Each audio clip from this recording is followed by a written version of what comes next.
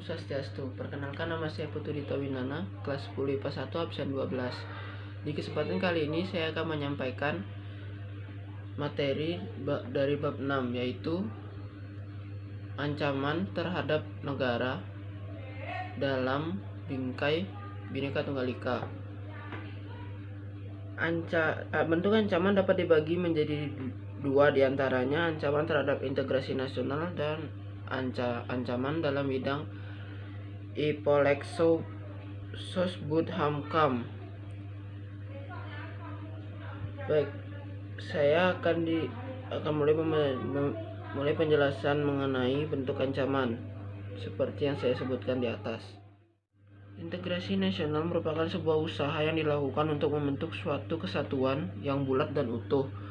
Integrasi sangat diperlukan dalam bangsa ini dikarenakan banyak suku serta wilayah di dalam bangsa Indonesia. Bila integrasi di dalam bangsa tidak dapat dilakukan, hal yang dapat terjadi adalah adanya pemicu keretakan sosial dan perpecahan. Ancaman dalam integrasi nasional merupakan bentuk ancaman yang menyerang di dalam ruang kehidupan. Ancaman terhadap integrasi nasional dapat dibentuk dalam bidang militer maupun non-militer. Ancaman di bidang militer, ancaman yang menggunakan kekuatan bersenjata yang digunakan untuk melakukan agresi atau invasi, pelanggaran wilayah, pemberontakan bersenjata, sabotase, spionase, aksi teror bersenjata, dan ancaman keamanan laut dan udara. Ancaman di bidang Ipolexsosbudhamkam.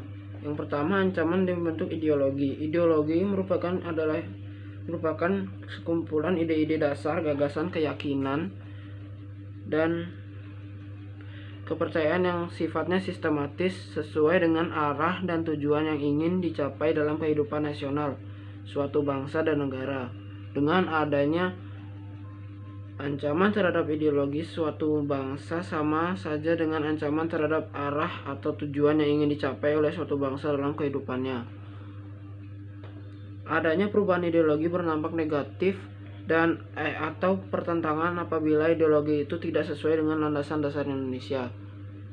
Yang kedua, ancaman di bidang politik. Ancaman yang dapat bersumber dari dalam negeri maupun luar negeri yang bertujuan untuk melemahkan suatu kekuasaan pemerintah dan berniat untuk menggantinya dan dapat berupa intimidasi, provokasi, blokade politik. Yang ketiga, ancaman di bidang ekonomi. Ancaman yang mengancam produk lokal dan pasar internasional, serta ancaman akan perekonomian yang dikuasai oleh pihak asing dikarenakan adanya penanaman modal di Indonesia, terjadinya monopoli pasar. Yang keempat, ancaman dalam bidang sosial budaya dapat dibagi menjadi dua, yaitu ancaman dari luar dan dalam. Ancaman dari dalam berupa isu-isu kemiskinan, kebodohan, keterbelakangan, dan ketidakadilan yang memicu masalah separatisme, terorisme, dan kekerasan. Ancaman dari luar diakibatkan oleh pengaruh globalisasi sehingga menyebabkan kehidupan serta budaya menjadi luntur akibat pengaruh hedonis, individualisme, westernisasi. Yang kelima, ancaman dalam bidang pertahanan dan keamanan. Ancaman yang didasari oleh isu SARA yang menyebabkan perpecahan akibat ketidakpuasan serta kesalahpahaman dari isu yang disebarkan tanpa sadar. Peran masyarakat untuk mengatasi ancaman dalam membangun integrasi nasional.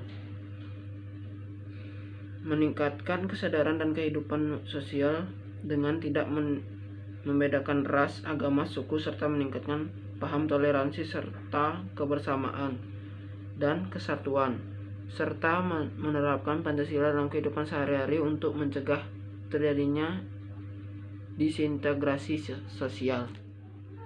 Sekian, terima kasih. Om Santi Santi Om.